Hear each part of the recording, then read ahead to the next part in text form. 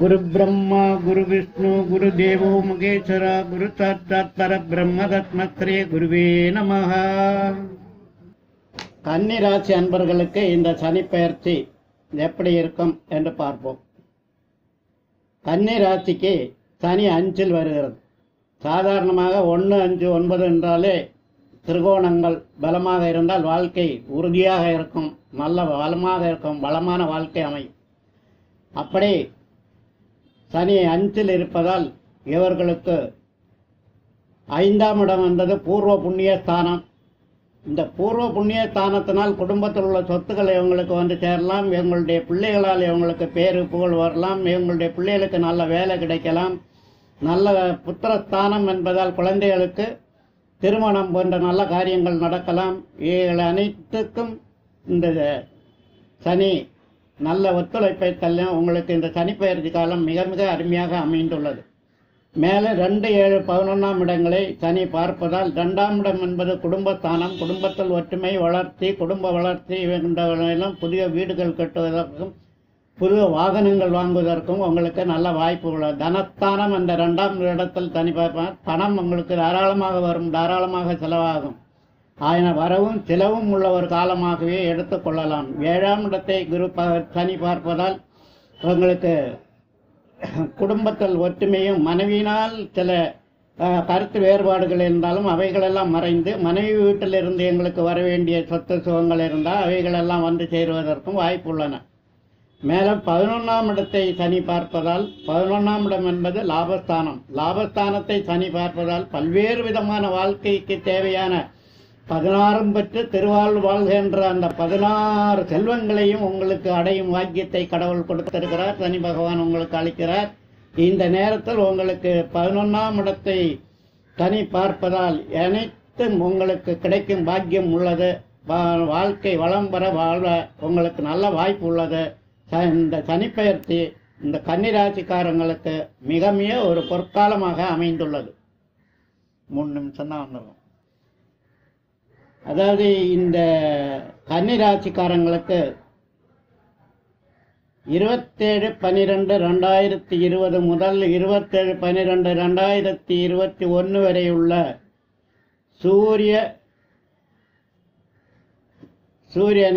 சூரியனுடைய நட்சத்திரத்தில் சனி சஞ்சரிக்கும் காலத்தில்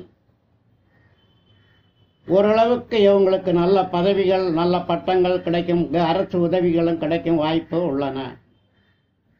மேலும் இவங்களுக்கு 28/12/2021 முதல் 28/12/2022 வரை உள்ள காலகட்டத்தில் சந்திரனுடைய நட்சத்திரத்தில் சனி சஞ்சாரம் செய்வதால் திருவோண நட்சத்திரத்தில் சந்திரன் வரும் காலங்களிலும் இவர்களுக்கு நல்ல நன்மையும், வெளியூர்கள் சென்று வரவும், படிப்பில் மேல்முறைகள் அடையவும், பதவிகளை பெறவும் வாய்ப்பு வரும். ஆனால் இவங்களுக்கு கடைசியாக வரக்கூடிய 2023 ஜனவரி 19 முதல் வரக்கூடிய டிசம்பர் மாதம் சனிப்பெயர்ச்சி வரையும், அடுத்த சனிப்பெயர்ச்சி காலம் வரையும் வரக்கூடிய செவ்வாயினுடைய பாதத்தில், செவ்வாயினுடைய நட்சத்திரத்தில் சனி சஞ்சரிக்கும் காலங்களில் இவங்களுக்கு பல்வேறு விதமான இழப்புகளும் சில நேரங்களில் வரும். அவைகளை நீங்கள் சமாளிக்க வேண்டியதுதான், வேற வழியே கிடையாது. சனியை வழிபடுவதற்கான பரிகாரங்கள் ஏராளம் உள்ளன. அவைகளை என்று தங்களுடைய வசதிக்கேற்றமாறு தங்களுடைய வீட்டு பக்கத்தில் அமைந்துள்ள கோவில்களில் சென்று பரிகாரங்கள் செய்து விடுங்கள். இங்கே கொரோனா பீரியடாக இருப்பதால் நீங்கள் நீண்ட தூரம் சென்று காரில் சென்று கோவிலை தேடி பிடித்துதான் பரிகாரம் பண்ண வேண்டும் என்று நாங்கள் கூறவில்லை. சங்கடம் தீர்த்திடும் சனி பகவானே மங்களம் பொங்கிட மனமைத்திடுவாய், சத்திரவின்றி சகானரியில் இத்தகம் வாழ இன்னருள் தாத்தா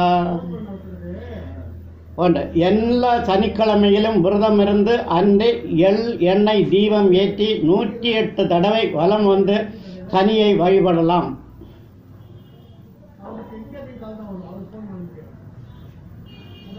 கருப்பு நிற எள் ஒரு 25 கிராம் அளவுக்கு எடுத்து ஒரு கருப்பு துணியில் மடித்து கட்டி அதை வெள்ளிக்கிழமை அன்று தூங்கும்போது தலைக்கு அடியில் வைத்துவிட்டு மறுநாள் காலையில் சனிக்கிழமை அதை எடுத்து எள்ளை 3ஆக பிரித்து ஒரு பகுதியை சாதத்தில் கலந்து காக்காவுக்கும், இன்னொரு பகுதியை எள் தீபமாகவும், மூன்றாவது பகுதியை ஓடும் தண்ணீரிலும் கரைத்து விடலாம். இது மிகச் சிறந்த ஒரு சனிக்கான பரிகாரமாகும். சனிக்கு எள்ளெண்ணெய் தீபம் ஏற்றி தினமும் ஓம் மந்தாய நம என்ற மந்திரம் சொல்வது மிக சிறப்பு. மொத்தமும் படிவா.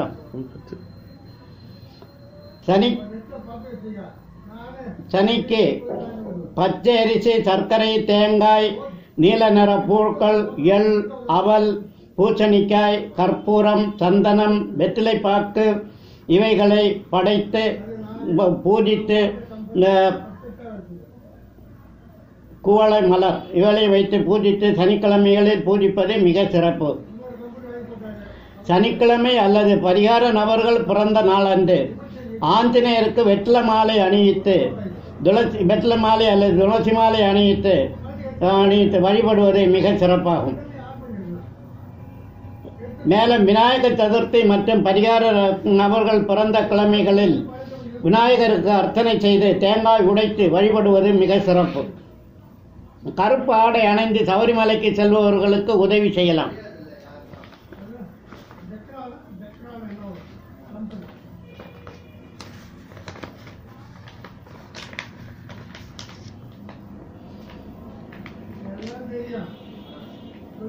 சனி தோஷம் உள்ளவர்கள் சிவ வழிபாடு ஓம் சிவாய நம என்று ஜெபித்து சிவராத்திரி என்று விரதம் இருப்பது நல்லது.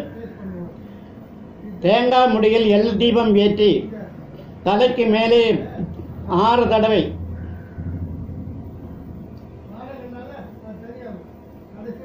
தலைக்கு மேலே வயதுக்கு ஏற்றவாறு சுற்றுவது.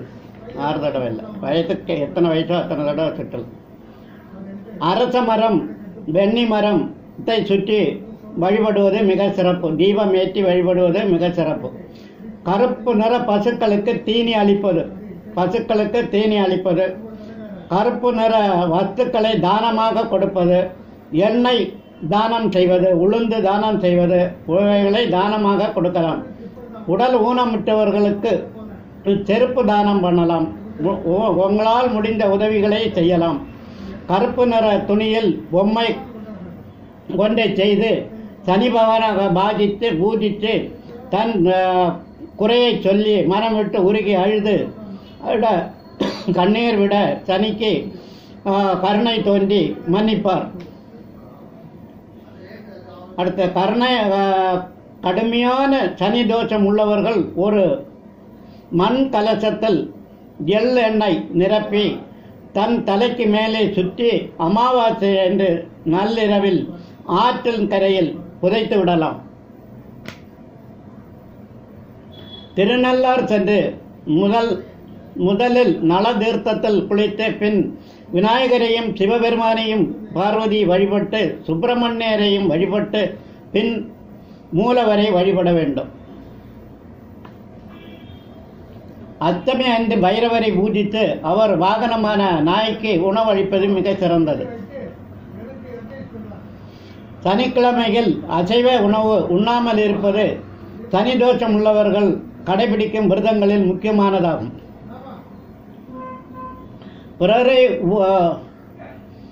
பிறர் உபயோகித்த பொருட்களை, செருப்பு, துணி போன்றவைகளை உபயோகிக்காமல், பழைய துணிகளை உபயோகிக்காமல் இருப்பது மிக நல்லது. சனியின் திருத்தலமாகிய திருநள்ளாறு, குஞ்சனூர், பொழிச்சலூர், சென்னை மேற்கு மாம்பலத்தில் உள்ள வட திருநள்ளாறு சனீஸ்வரன் கோவில் போன்றவர்களுக்கு சென்று வரலாம். சித்தர்களை வழிபட்டு, குறிப்பாக கபிலர் சித்தர், கரூர் சித்தர் போன்றவைகளை வழிபடுவது. சென்னையில் சித்தர் பீடம் சென்னை ராஜகீழ்ப்பாக்கத்தில் உள்ளது, மாடம்பாக்கம். அங்கே சென்று வழிபட்டு வரலாம். வீட்டிற்கு வெளியே போவோர் முதலில் தெற்கு பார்த்து சற்று தூரம் நடந்து விட்டு திரும்பி சுபகாரியங்களுக்கு செல்வது சனியினுடைய தோஷங்களில் நின்று விடுபடலாம். விபூதி மற்றும் சிவ சின்னங்களை அணிந்து தியானிப்பது, அடியார்களுக்கு உதவி செய்வது மிக மிக சிறப்பு. புற உயிரினங்களுக்கு உணவு அளிப்பது, அளிப்பது. தண்ணீர் வாழும் உயிரினங்களுக்கு மீன்களுக்கு தீனி அளிப்பது போன்றவை செய்வது நல்லது.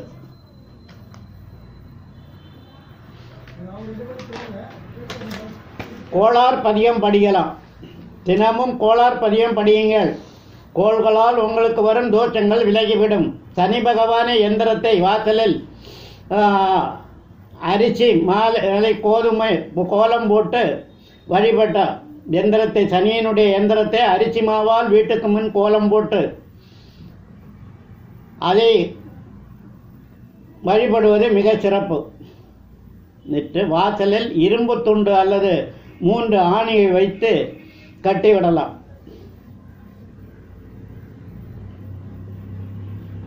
உபயோகித்த குதிரையினுடைய டாலம், குதிரை காலில் இருக்க குதிரையினுடைய டாலம், அதை எடுத்து கொண்டு வந்து கருப்பு துணியில் கட்டி வீட்டு வாசலில் கட்டி வைப்பது மிக சிறப்பு. சனி தோஷம் வராது. சனியின் எந்திரத்தை நீங்கள் ஜாதகத்தில் இணைத்து பூஜை அறையில் வைத்துக் கொள்ளலாம்.